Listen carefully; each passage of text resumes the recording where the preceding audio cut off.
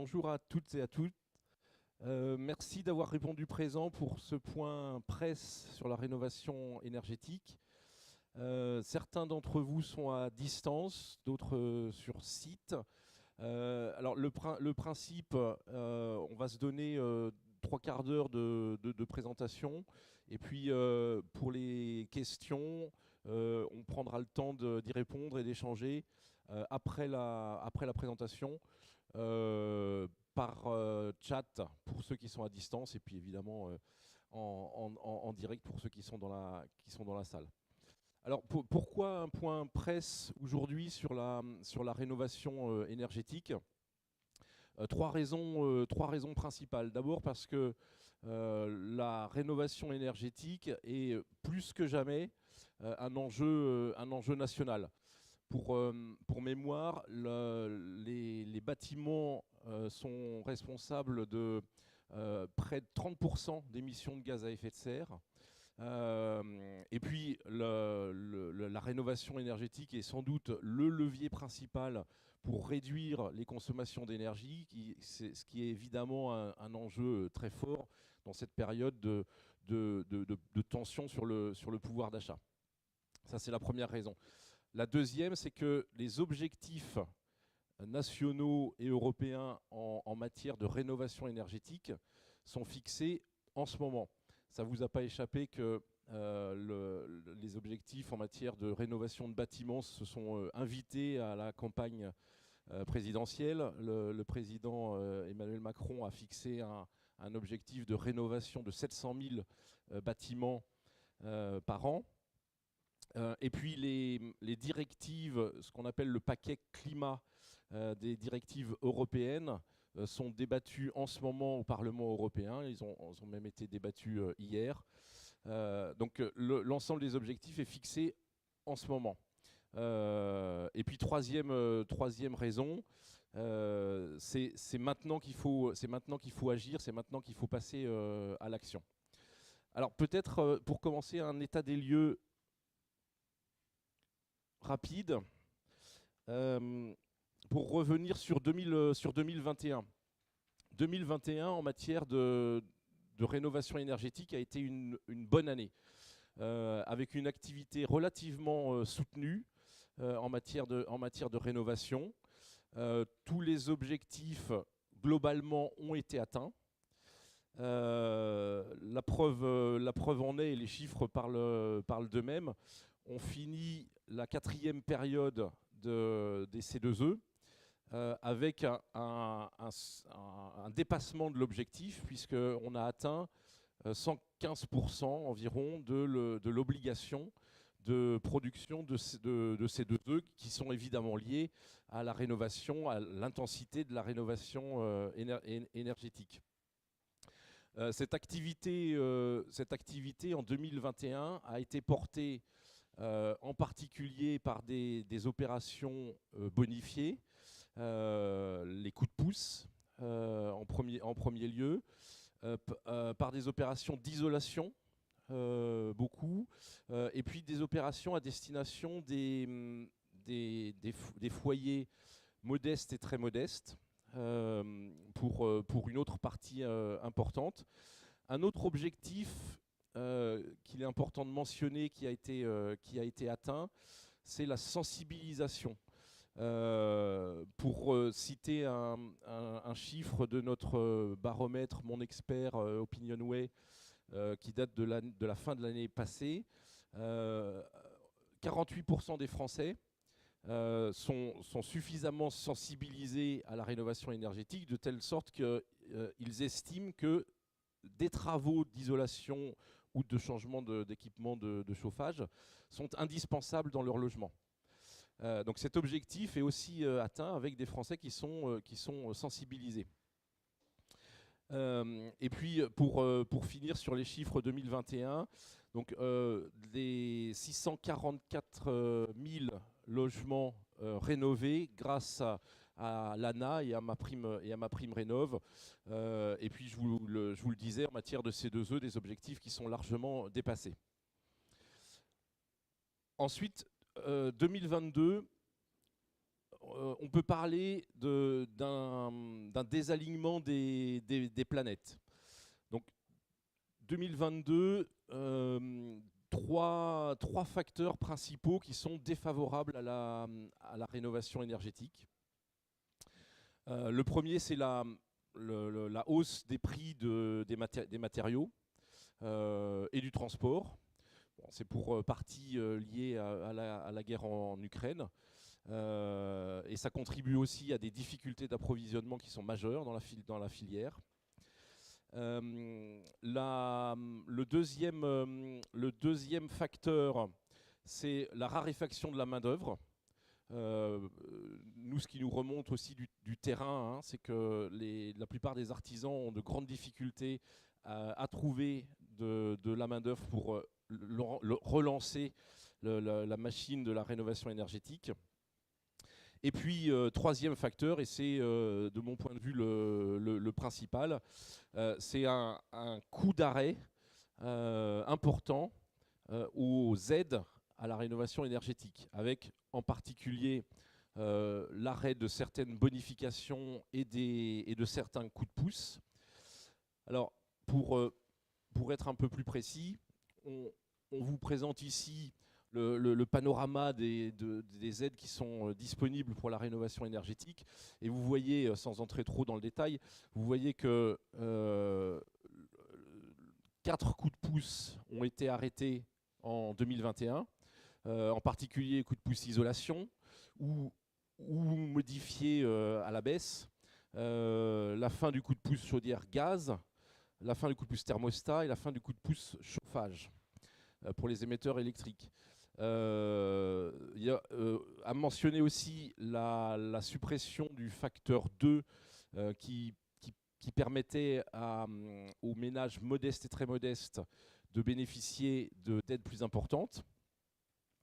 Donc tout cela contribue à un environnement d'aide qui est largement diminué. Ça, c'est le premier facteur. Deuxième facteur, on a une baisse très significative du prix des C2E. Et pour rappel, le dispositif des C2E est celui qui contribue le plus à la rénovation énergétique, avec un budget d'aide de plus de 5 milliards d'euros. Et les prix des C2E actuellement sont très bas, hein, autour de 5,80 €, et une baisse de plus de 30% par rapport à l'année dernière.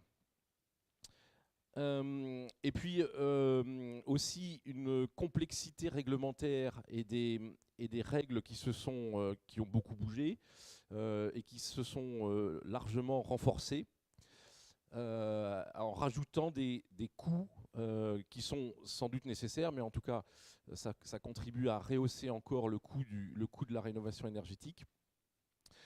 Tout ça a pour conséquence un reste à charge très important et très largement augmenté par rapport à l'année dernière pour l'ensemble des ménages français, et en particulier les ménages les plus modestes. Vous vous souvenez que le budget consacré à la rénovation énergétique est le frein principal pour déclencher des travaux.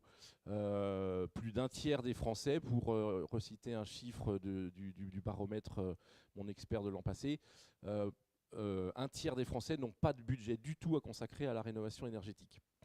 Alors, on s'est livré à des simulations sur des cas concrets pour illustrer cette hausse du reste à charge. Un exemple très concret pour toutes les catégories de foyers très modestes, intermédiaires, supérieurs, et dans le cas d'un remplacement d'une chaudière fioul par une pompe à chaleur. Et ce que vous avez en rouge, c'est l'augmentation du reste à charge par rapport au dispositif précédent. Donc vous voyez que le reste à charge, qui est déjà conséquent, et qui est rédhibitoire pour la plupart des foyers, et en particulier les plus modestes. Donc ce sont les foyers modestes et très modestes justement pour lesquels le reste à charge est le plus important, avec une hausse de 1 000 € sur cet exemple concret. Et puis une hausse de plus de 600 € pour les foyers intermédiaires et supérieurs.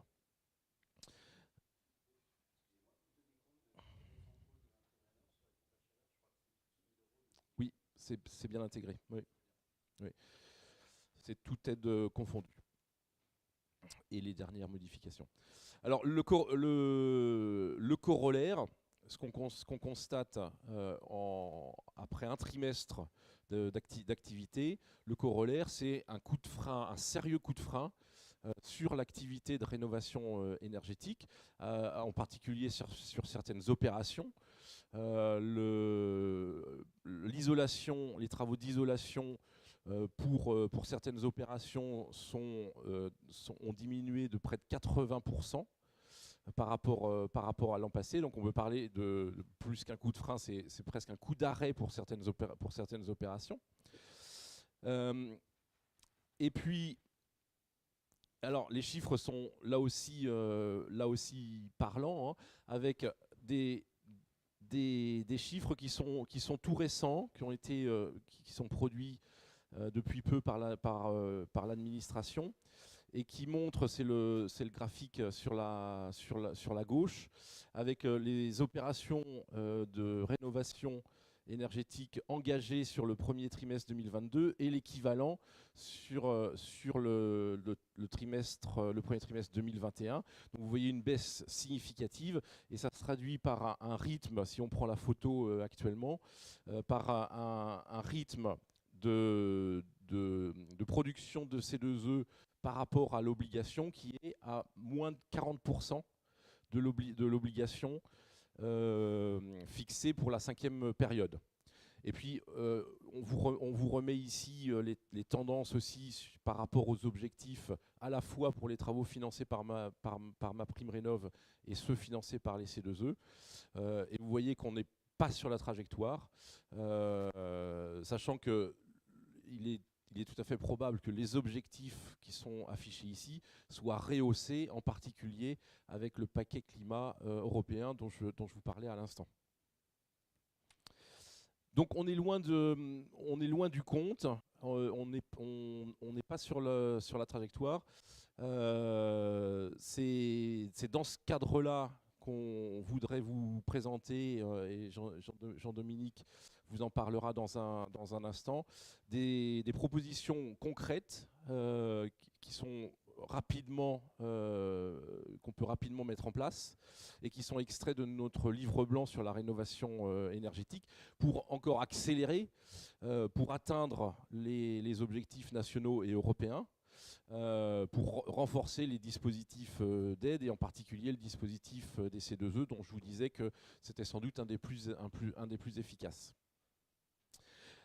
Peut-être avant de passer la parole sur ce sujet, quelques mots rapides sur Texial. Alors, Texial, on est une société de conseil en efficacité énergétique. Notre mission, c'est d'accompagner les Français dans leur projet de rénovation énergétique en particulier. Alors, de A à Z, j'allais dire, depuis l'audit, le diagnostic, en passant par le financement jusqu'au contrôle. On existe depuis plus de 30 ans. On a 300 collaborateurs, des conseillers, des experts réglementaires, qui permettent une offre et un accompagnement sur mesure. On est délégataire de la 5e période, et on est mandataire ANA pour MaPrimeRénov'. Alors notre vocation, elle est réécrite ici, hein, c'est d'accompagner nos clients pour maîtriser leur consommation d'énergie. Et puis notre baseline, c'est facilitateur d'énergie, et plus que jamais, j'ai presque envie de dire, on veut être accélérateur d'économie d'énergie, accélérateur de rénovation d'énergie. Et c'est pour ça, ça fait une bonne transition, qu'on va vous présenter des mesures concrètes pour aller encore plus vite en matière de rénovation énergétique. Merci Jean-Baptiste. Bonjour à toutes et à tous. Merci. Alors, effectivement, la rénovation énergétique, c'est un axe fort, un axe incontournable. Mais cet axe incontournable, il a plusieurs difficultés. Il y a la difficulté du financement, on va en parler. Il y a la difficulté réglementaire, on va en parler. Et Texial fait quelques propositions. Vous avez notre livre blanc qui est, si vous ne l'avez pas, il est à votre disposition ici. Sinon, vous pouvez le télécharger sur notre site. Et on va reprendre quelques actions simples qui pourraient être mises en place pour massifier de façon efficace et rapide la rénovation énergétique. Alors, commençons tout de suite par la première. On parlait du reste à charge. Le reste à charge est un des principaux points d'achoppement et, comme le montrait Jean-Baptiste, il augmente actuellement pour les différentes raisons. Et nous nous sommes dit, il y a un système de financement qui pourrait être accéléré, c'est l'éco-PTZ, l'éco-prêt à taux zéro, qui aujourd'hui, donc en 2020, dernier chiffre connu, il y a eu 42 000 éco-PTZ qui ont été distribués, ce qui est extrêmement faible. C'est extrêmement faible.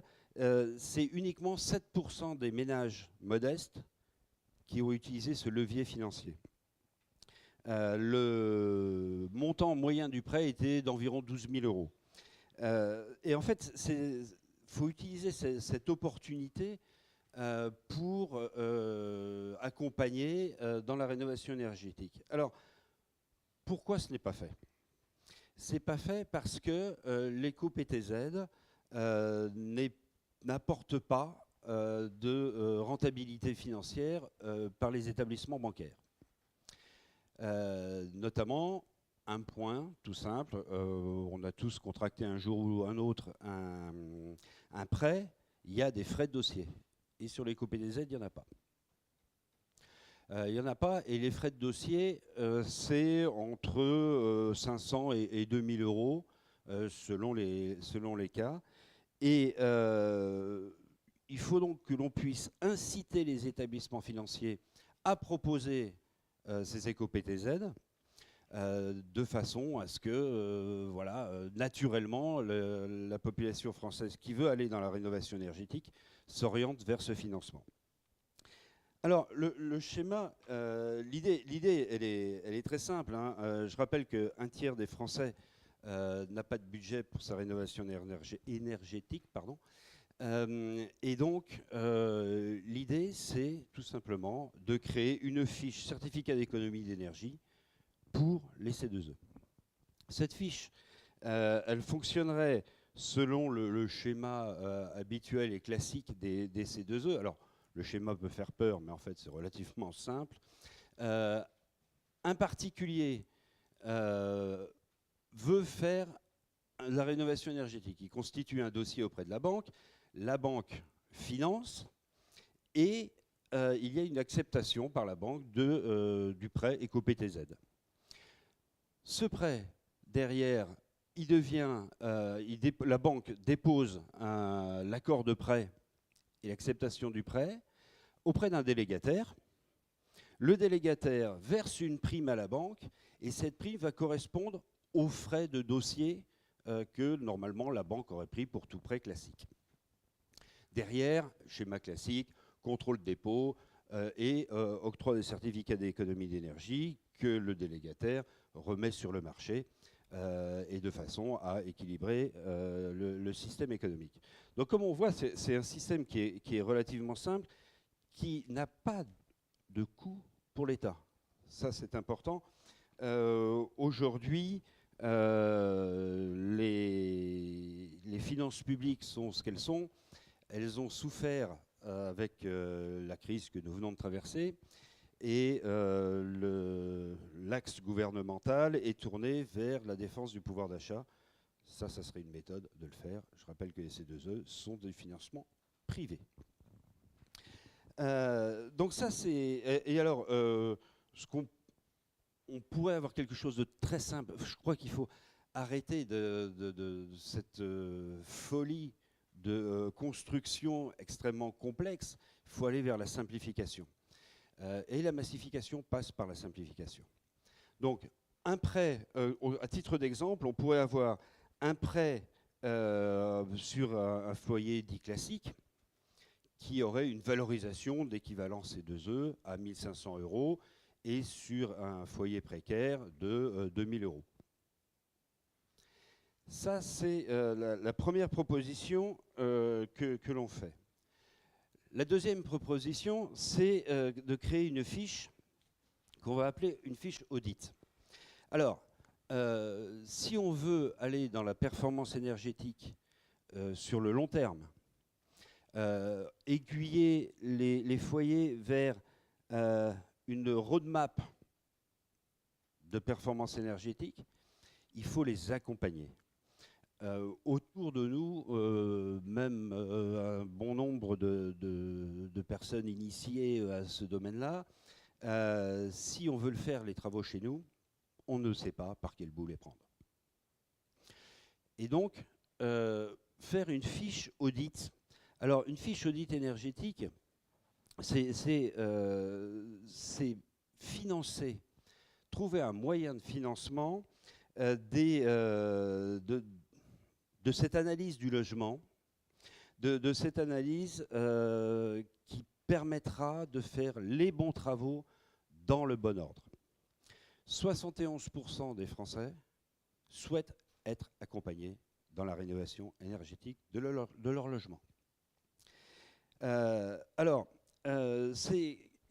Cet audit énergétique, il peut s'appliquer que ce soit sur de la rénovation énergétique monogeste, je refais mon isolation, je change mon générateur, ou sur du multigeste, où là, ça devient encore plus complexe. Alors, un audit énergétique, il ne faut pas le confondre avec le DPE. Le DPE, c'est une photo à un instant T. Un audit énergétique, c'est on va construire une trajectoire. Et donc, ça a un coût. Et un audit, ça a un prix moyen aux alentours de 800-850 €. C'est non négligeable. Quand on pense, je le répète, qu'un foyer n'a, pour un tiers d'entre eux, n'a que 100 € à mettre dans leur rénovation énergétique. Alors, l'idée derrière, c'est de faire un système, encore une fois, qui soit le plus simple possible et qui soit incitatif. Qui soit incitatif, pour éviter les audits de complaisance. On veut de l'efficacité. Et incitatif, parce qu'une fois que l'audit est fait, eh bien, il faut faire les travaux. Donc, la proposition que l'on met sur la table, c'est de dire, eh ben, faisons cette fiche C2E audit énergétique, et puis on va faire un reste à charge graduellement dégressif en fonction de la réalité des travaux qui seront réalisés par le bénéficiaire. Bon, vous avez là un exemple de dégressivité que l'on pourrait mettre en place de façon à ce que d'un audit à 850 € prix moyen, on puisse arriver quelque part jusqu'à 0 pour les ménages les plus modestes. Donc c'est un croisement entre MaPrimeRénov', les différentes catégories de bénéficiaires en fonction de leurs revenus, et puis vous faites la rénovation globale, vous faites une opération, ou vous n'en faites pas, et bien votre reste à charge sera différent. On est sur un système simple, un système incitatif qui va permettre aux particuliers de se mettre dans la bonne trajectoire. Troisième proposition, voilà, mise en place d'un carnet d'information du logement. Alors, je vais commencer par une anecdote. Vous allez tout savoir de ma vie privée. Ma sœur s'est acheté une maison à Conflans-Sainte-Honorine. Au bout d'un moment, elle s'est dit, bon, tiens, je vais faire un peu de rénovation énergétique. Alors, elle me pose la question, par quoi il faut commencer? Je lui explique. Et puis, quelques jours après, elle croise sur le marché l'ancien propriétaire. Et il parle évidemment de la maison. Et ma soeur dit, ah bah oui, je vais faire un peu de rénovation énergétique, je vais isoler les combles. Ah mais non, lui dit l'ancien propriétaire. Mais non, parce que je précise, c'est des combles non accessibles. Non, lui dit-il, parce que en fait, les combles, je les ai déjà faits il y a 2 ans. Ah, je ne savais pas. Et donc là, si il n'y avait pas eu par le hasard cette information, eh bien, il y aurait eu des travaux faits 2 fois, ce qui n'est pas dans l'idéal quand même. Donc, la mise en place de ce carnet, alors il a comme objectif de garder une traçabilité des actions qui sont faites, de façon à ce que cela se transmette d'occupant en occupant. Et tout à l'heure, je vous parlais de l'audit. Là, on boucle la chaîne de l'audit, puisque les travaux vont s'étaler dans le temps. L'audit dit il faut faire ceci, ceci, ceci, dans tel ordre. Le carnet du logement permet de s'en assurer. C'est quelque chose qui est relativement simple à mettre en place.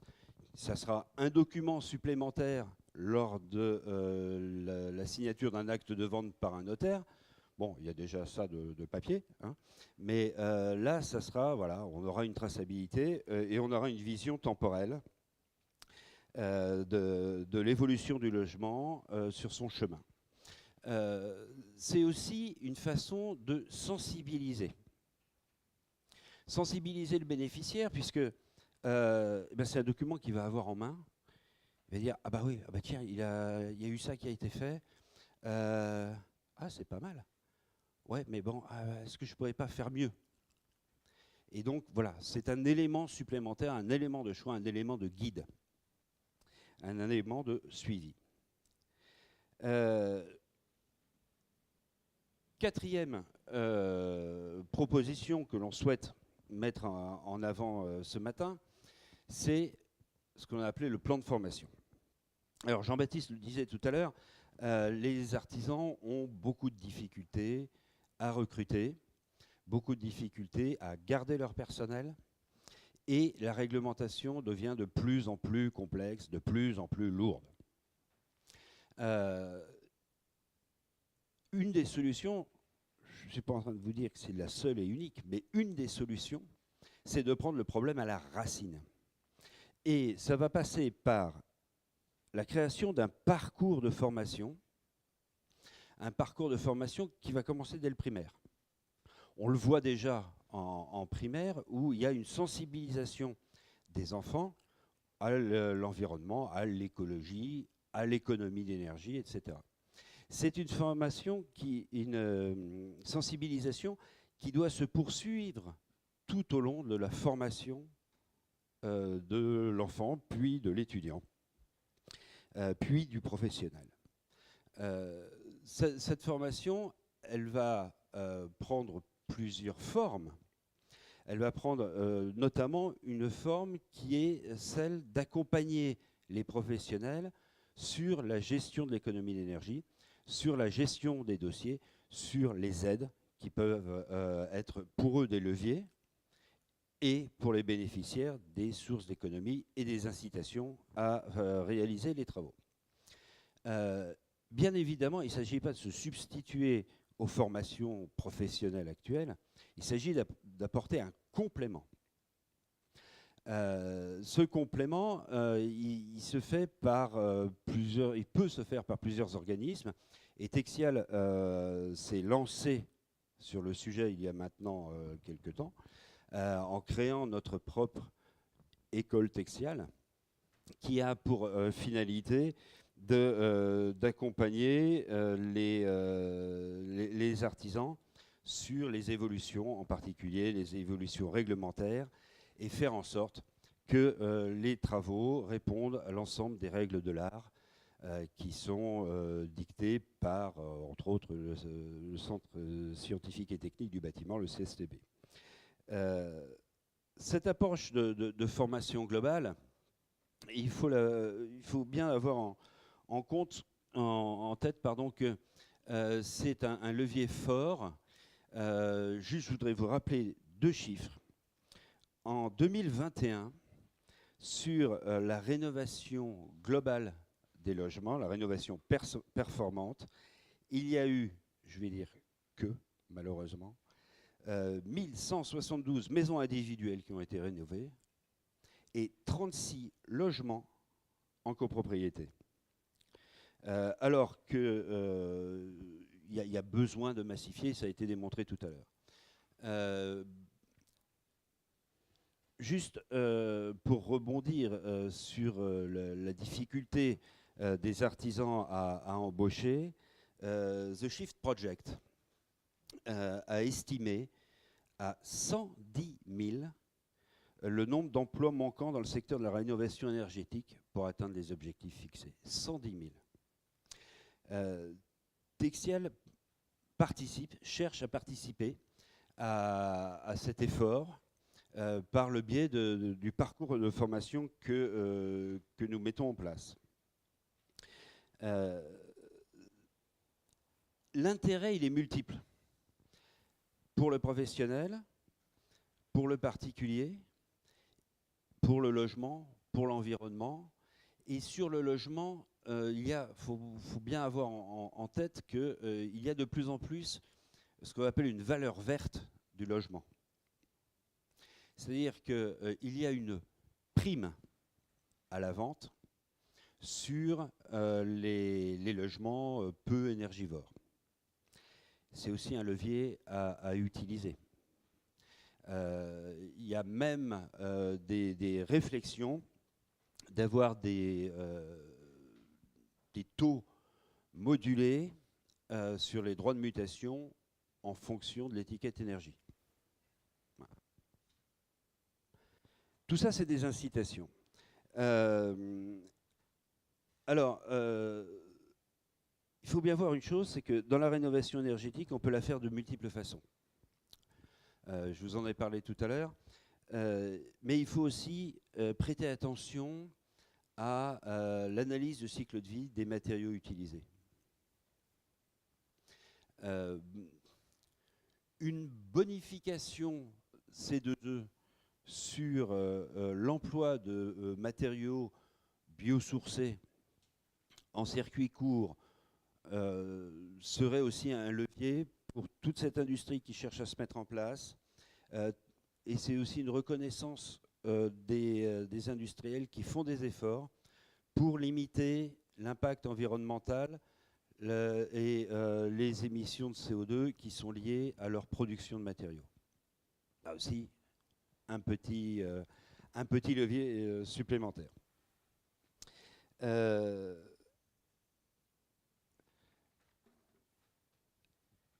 Par la mise en place de ce parcours de formation, il y a aussi la volonté de créer des vocations.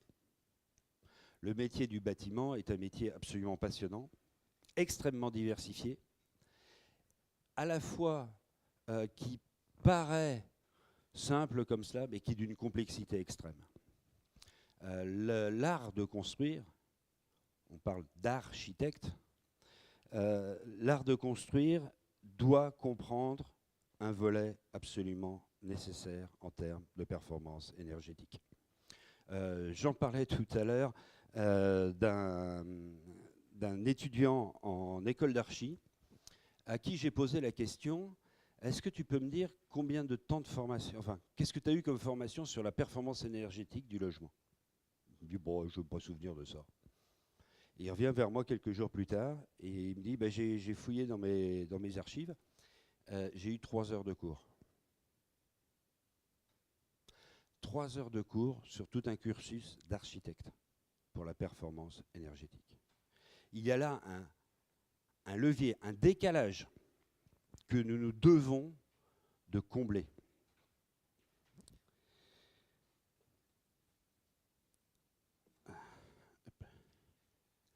Voilà, c'était les 4 leviers, enfin idées d'évolution que nous voulions vous proposer aujourd'hui. Et il y en a une 4e et demi, je vais dire, qui est quelque part des fondamentaux. Pour réussir la rénovation énergétique et l'atteinte des objectifs fixés, il est absolument indispensable que le cadre réglementaire soit harmonisé, c'est-à-dire qu'on ait tous les mêmes règles du jeu, 2, clair, et là c'est une grosse difficulté puisqu'il y a les textes et derrière il y a l'interprétation des textes, lisible, et je vais dire lisible par tous, puisque un artisan doit pouvoir comprendre ce qu'il y a derrière les textes, et enfin, je vais dire peut-être même, et surtout, stable. Quand nous avons des décrets ou des arrêtés qui sont publiés au journal officiel le vendredi pour application le lundi, vous imaginez dans quelle difficulté toute la filière, c'est pas que nous, c'est toute la filière, va se trouver. Nous avons besoin de temps, de visibilité, d'avoir une feuille de route réglementaire, de façon à ce que nous puissions, 1, mettre à jour nos outils informatiques, 2, passer le message tout au long de la chaîne, jusqu'aux bénéficiaires. Et ça demande du temps. Ça demande du temps, ça demande de la visibilité. La non-prévisibilité des réglementations est un frein à la rénovation énergétique, et un frein important. On le voit, les contacts que l'on a avec le terrain, des particuliers qui disent oui, moi je veux bien, mais, ah oui, mais les aides, ils ont été supprimés. Oui, d'accord, mais maintenant, il y en a de nouvelles.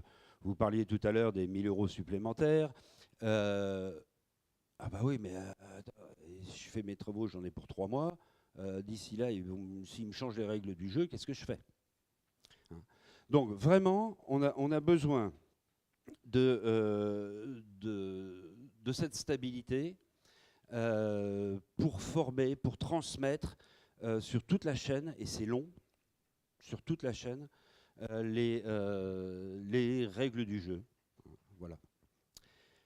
Voilà en quelques mots ce que je souhaitais vous dire, et avec Jean-Baptiste, nous sommes à votre entière disposition pour répondre à vos questions.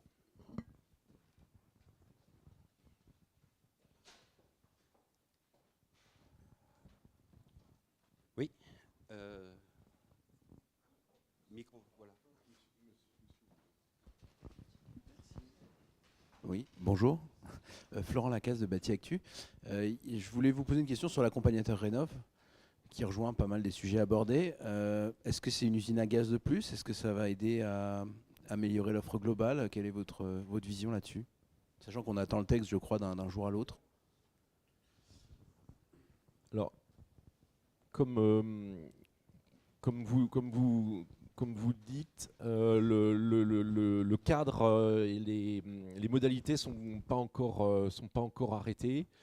Ce qui est clair, c'est qu'il y a un vrai besoin d'avoir un guichet unique.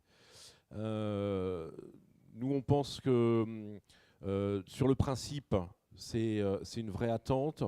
En revanche, les craintes, c'est que ça rajoute une couche, je ne vais pas dire au millefeuille, mais en tout cas une couche supplémentaire avec de la complexité. Et puis c'est vrai que ce rôle de guichet unique, c'est aussi dans notre mission, dans notre vocation.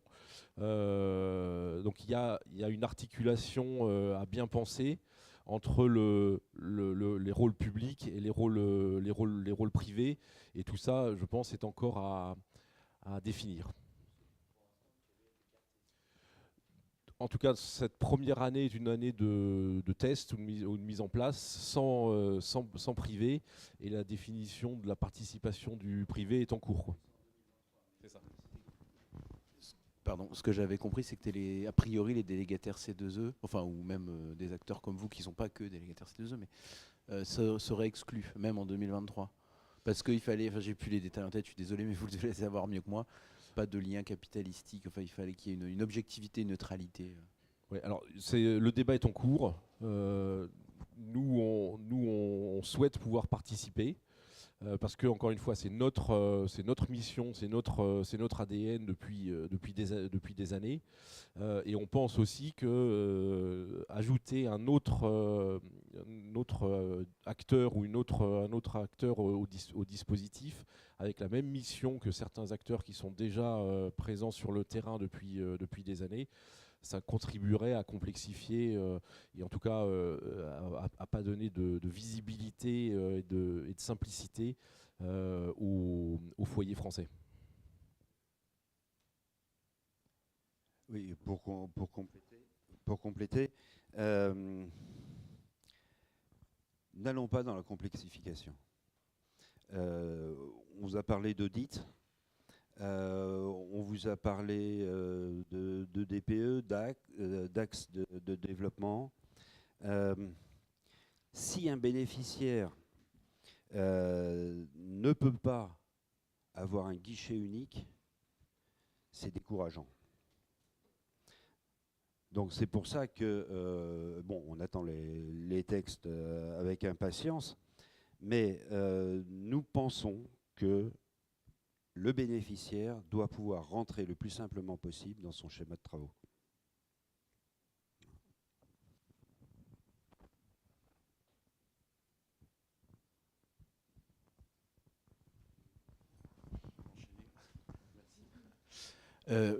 Par rapport à la prise de parole d'Amélie de Montchalin récente, qui était un peu étonnante, on va dire, sur ma prime rénov, où elle, je ne sais pas si vous l'avez entendu, mais elle parle de supprimer les passoires thermiques en 5 ans si on continue le rythme de 700 000 rénovations de MPR donc, que vous avez évoqué tout à l'heure.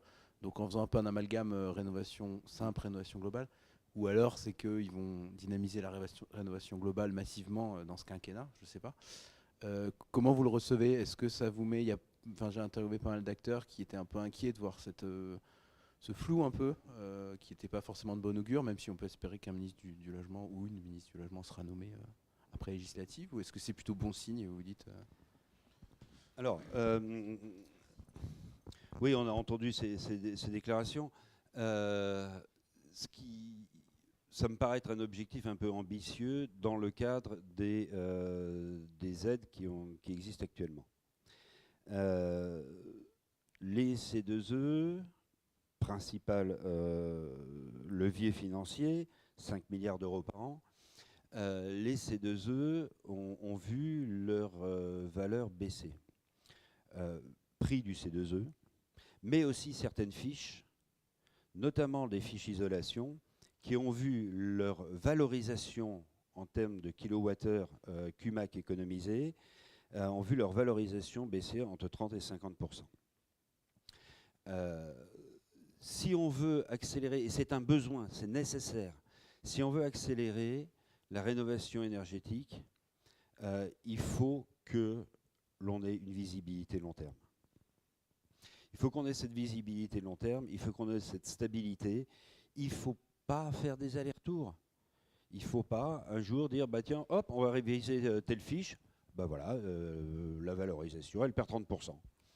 Il y a actuellement dans le pipe la révision d'autres fiches. Alors, je ne suis pas en train de dire qu'il ne faut pas réviser les fiches, mais il faut donner une visibilité à la révision des fiches. C'est-à-dire que si on dit la fiche isolation, pour coller à la réalité, et ça c'est légitime, il va falloir qu'elle perde 30%. Ok, très bien, dont acte, mais ces 30%, il faut les échelonner dans le temps. On va dire ça va perdre 30% d'ici 2026. Et derrière, nous, on a le temps de préparer la profession et toute la chaîne de l'art de la rénovation énergétique pour leur dire, ben voilà, allez, maintenant il faut y aller parce que. Ça, c'est extrêmement important.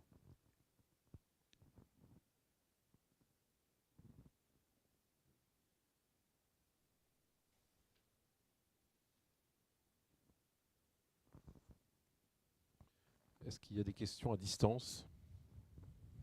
Écoutez, on a été parfaitement clair. Oui. Bonjour, ça marche? Oui. Bonjour, Jacopo Landi de Green Univers. Vous n'avez pas peut-être explicitement dit si vous envisagiez vous attendiez quelques actions pour faire justement remonter le cours des C2E. Ah. Alors, oui, l'ensemble de la profession l'attend. L'ensemble de la profession l'attend, puisque, comme le disait Jean-Baptiste, on a fait 115% de l'objectif sur la période 4, et donc on se retrouve avec un cours qui a chuté. Il y a plusieurs moyens de le faire. Le moyen le plus simple, c'est d'augmenter l'obligation. Augmenter l'obligation, ça nous permettrait aussi d'aller progressivement sur la trajectoire du fameux Fit for 55 de la Commission européenne, dont on parle dans la presse depuis hier soir, du fait de l'interdiction des véhicules moteur essence, enfin thermique, pardon.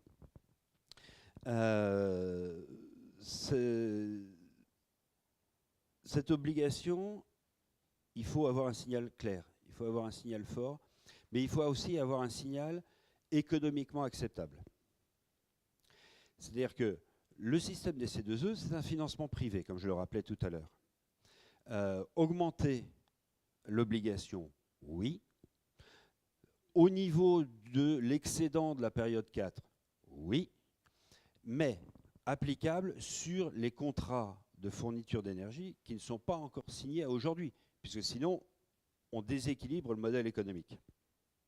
Donc sur tous les futurs contrats, oui. Et je pense que l'ensemble des metteurs sur le marché d'énergie seraient en ligne avec cette proposition. Alors, il y a une deuxième proposition qui a été faite, qui est celle de fixer un corridor de prix. Un corridor de prix. Comme il y avait, les plus anciens s'en souviennent, le serpent monétaire européen. Bon, le même principe. La borne haute, elle est fixée. La borne haute, c'est la pénalité, qui est à 20 € du mégawattheure non réalisé. Et avoir une borne basse qui pourrait se situer aux alentours de 7 €, 7,50 €, 8 € à Calais, de façon à permettre d'avoir des financements vis-à-vis des bénéficiaires, des financements qui soient suffisamment effectifs pour les accompagner sur leur rénovation énergétique. Sans pour autant, et ça c'est important, retomber dans le travers que l'on a connu, des isolations à 1 €, des chaudières à 1 €, qui ont amené des éco-délinquants sur le sujet. Voilà. Donc tout ça, c'est un équilibre difficile à trouver, mais oui, il faut arriver à remonter les prix des certificats d'économie d'énergie, c'est évident. On a une question. On a une question, je ne sais pas si on m'entend là, de Nathalie Voltrin pour copropriété et travaux, qui pose la question du carnet d'information du logement. les textes réglementaires ne sont pas encore finalisés, qui va remplir ce carnet? Sur quels critères? Si c'est le propriétaire, est-il apte à renseigner les caractéristiques techniques? Alors, c'est effectivement un point extrêmement important. Ce carnet du logement, évidemment, l'occupant n'est pas un spécialiste. Évidemment, ce n'est pas de son ressort de le faire. Au même titre qu'un contrôle technique de votre voiture, ce n'est pas vous qui le remplissez. Ce qu'il faut absolument avoir, c'est une grille commune, une sorte de template, hein, partagée entre tous, de façon à avoir les mêmes informations au même endroit. Ces informations, elles doivent être remplies. Quand vous allez chez votre garagiste pour faire la révision de votre voiture, il prend le carnet d'entretien, il met un coup de tampon, j'ai fait la révision tel jour à tel kilomètre. Sur ce carnet du logement, le même schéma doit être appliqué. C'est un schéma simple, connu de tous, où eh bien, l'entreprise change le générateur, retire la chaudière fuel, met une pompe à chaleur. Eh bien, c'est lui qui, sur le carnet, met son coup de tampon, sa signature, le temps, j'ai changé, et pour mettre telle machine avec telle performance. Quelque chose de simple, de façon à avoir la traçabilité et le fait qu'il soit rempli par la personne qui fait le geste physiquement et non pas le bénéficiaire.